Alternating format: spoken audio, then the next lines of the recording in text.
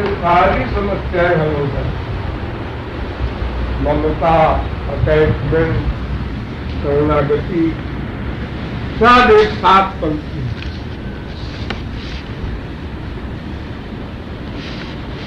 लेकिन चिंतन की धारा बननी चाहिए। क्षणिक चिंतन से क्षणिक लाभ होता है और अनवरत तैलधारा मतलब विच्छिन्न चिंतन होना चाहिए। जितना प्रबल चिंतन होगा, क्योंकि ये तो नेचर है कि हम लोग स्वार्थ से ही प्रेम करते हैं, ये हमारा अभ्यास है और बहुत बढ़िया चीज है। ये अभ्यास अभी तक तो गलत था, लेकिन जब तत्व ज्ञान हो जाता है, अपने शरण्य को समझ लेता है कि हमारा स्वार्थ कहाँ सिद्ध होगा, क्यों, ये बात जब समझ लेता है तो फिर ममता होने में, प्यार होने में कोई रुकावट नहीं है। लेकिन समझने की लिमिट में अंतर होता है। हमारा डिसीजन 100% है या 50% है या 1% है, जो भी परसेंटेज है हमारे समझने का, उसी के अनुसार हमारी शरणागति, हमारी ममता, हमारा अटैचमेंट स्वयं हो जाएगा। तो समझने का अभ्यास करना, अटैचमेंट का अभ्यास नहीं, शरणागति का अभ्यास नहीं करना है। उस वस्तु की इम्पोर्टेंस रियलाइज करना है। हमको एक महापुरुष मिला। महापुरुष किसे कहते हैं?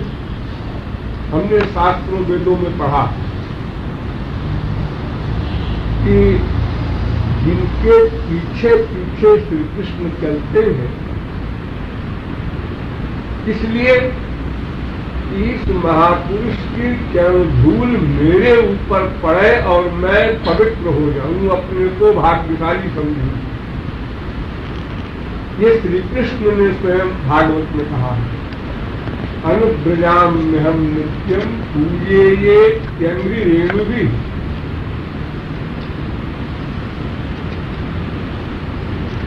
तो आप देखिए, इसी चीज की इम्पोर्टेंस हम जितनी मात्रा में रियलाइज करेंगे, भीतर महसूस करेंगे, उतनी मात्रा में उससे ममता, प्यार, अटैचमेंट सब हो जाएगा। एक अंगूठी है किसी के पास, कहीं मिली पड़ी, किसी से पूछा उसने ये कितने की होगी भैया? एक अल्पक बिठा, उसने कहा 20-25 रुपए की होगी, नकली है। अब जब उसको देखता है 20-25 की है, 20-25 की है, यहाँ भी रख बिठा है, वहां भी रख बिठा है, 20-25 की पैक हो जाएगी। बोला एक जौहरी आया, एक उसने कहा आपकी अंगूठी तो बहुत अच्छी है, कहे तो बताओ भाई कितने की है? उन्होंने कहा है तो 50 लाख की होगी, 1 करोड़ की होती है, कम से कम। अरे भाई क्यों गप ढोक रहे हो? नहीं नहीं, ये ऐसे ही हीरा है, सच बोल रहे हो? हाँ चलो तुमको और जो हो तो बता दो, मैं तुम बेचना चाहो तो रुपया ले लो। आप उस अंगूठी को जब वो देखता है, 50 लाख, 1 करोड़, यानी मैं करोड़पति हो गया। अब उसको इतने प्यार से देखता है, संभाल के रखता है, और क्या रोम रोम में उसके अहंकार रुपये का भर गया, जो आदमी 1 करोड़ नोट पा करके जैसे विभोर होता है, ऐसे वो समझ रहा। तो अंगूठी तो वही है, पहले भी थी 25 रुपए का जिसने बताया, तो हमने उसकी इम्पोर्टेंस 25 रुपए रियलाइज की।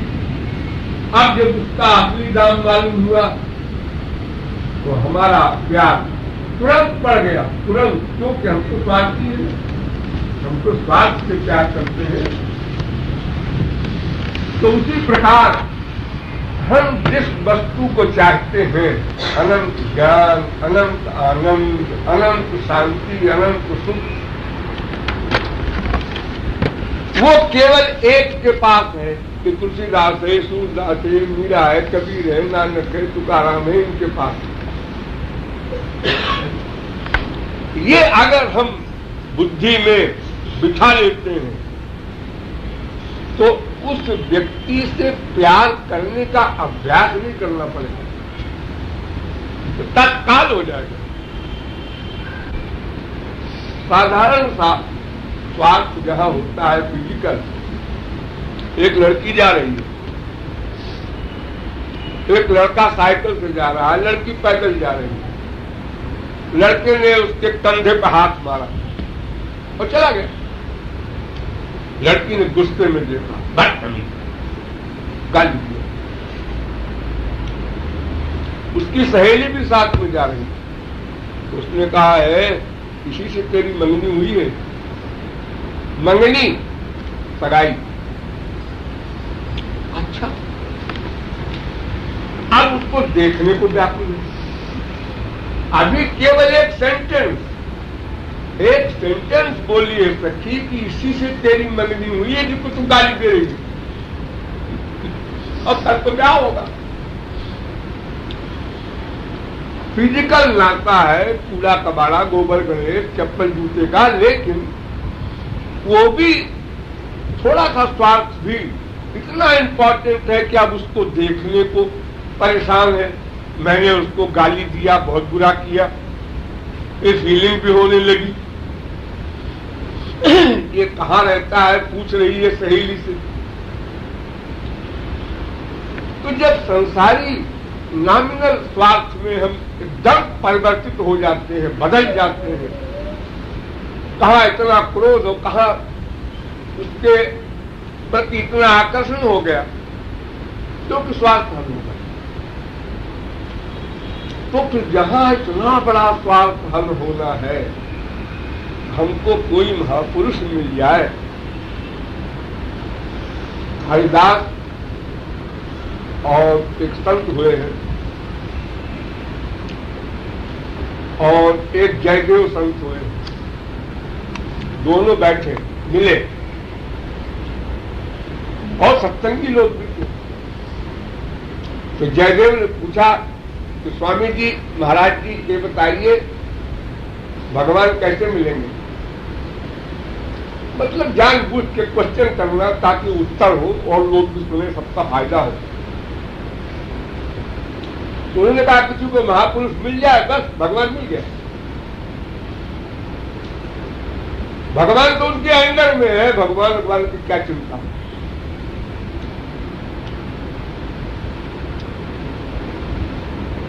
तो जयदेव ने कहा अगर किसी को महापुरुष मिल गया हो, ये फैक्ट हो, तो क्या वो मान ले भगवत प्राप्ति? ने कहा बिल्कुल, भगवत प्राप्ति हो चुकी है।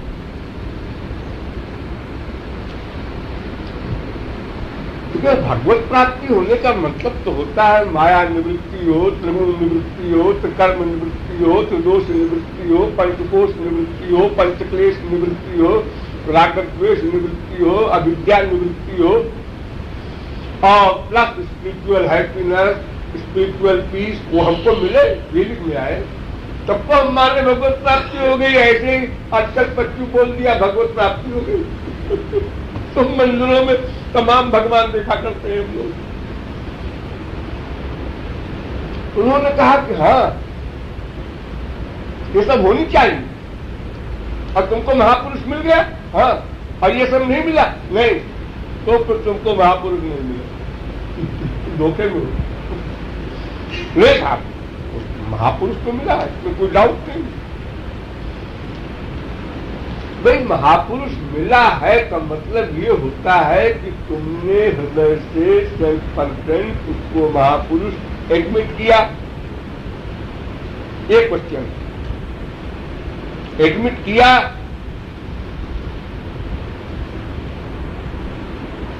जैसे विश्वामित्र हरिश्चंद्र का आख्यान सुनते हैं आप लोग, उनके हृदय में विश्वास था एक विश्वामित्र महापुरुष। उन्होंने कहा सारा राज्य मांग लिया। लो महाराज, आज गुरु की सेवा में लग रहा है, मेरे बाप का क्या है, मैं तो नंगा है संसार मैंने क्या दिया, ये तो भगवान की सृष्टि है, तो भगवान का महापुरुष मांग रहा है। लो छुट्टी मिली, हमारे बोझा गया।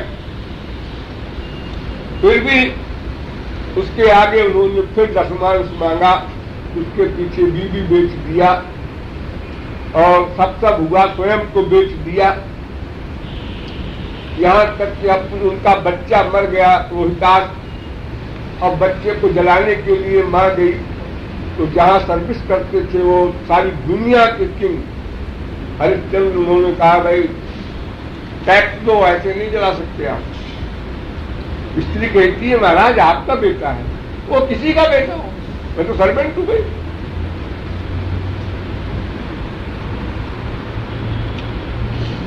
तो फेथ का मतलब होता है जहां सर्व समर्पण हो। जहां हमारा फेथ होगा, जितनी लिमिट का उतनी लिमिट का समर्पण होगा, ये पहचान है।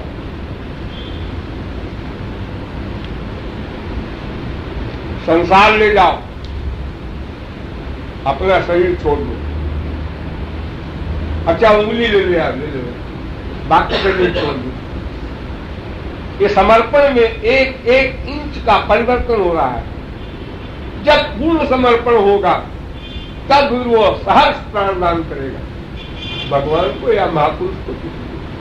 सौभाग्य मानेगा कि हमको अगर ये हमारा शरीर न्यो काम आ जाए तो सफल हो जाए मानव देह।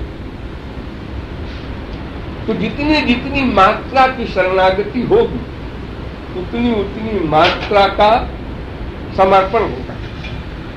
भगवान ने भागवत में कहा, यह चाति प्रियमात्मन तत्तन निवेदयेन मह्यम। अरे मनुष्यों, तुम्हारी आसक्ति बहुत जगहों में है, लेकिन किसी में सबसे अधिक होगी। किसी की मां में, किसी के बाप में, किसी की बीवी में, किसी के पैसे में, कहीं न कहीं एक जगह जबरदस्त आसक्ति होती है सब, हर संसारी आदमी। तो जहां अधिक आसक्ति है उसी का समर्पण हो। वही तुम्हारी गाड़ी रुकी है, वही ब्रेक लगा, जाम हो गया, तुम उसी जगह से हटो जहां पर तुम्हारी गड़बड़ है। ईसा मसीह के पास एक बहुत बड़ा पैसे वाला गया और बड़ी तारीफ करने लगा, इतना हमारे हीरा है, इतना ये है, इतना वो है। तो ईसा मसीह ने कहा, भाई सब क्यों कह रहे हो?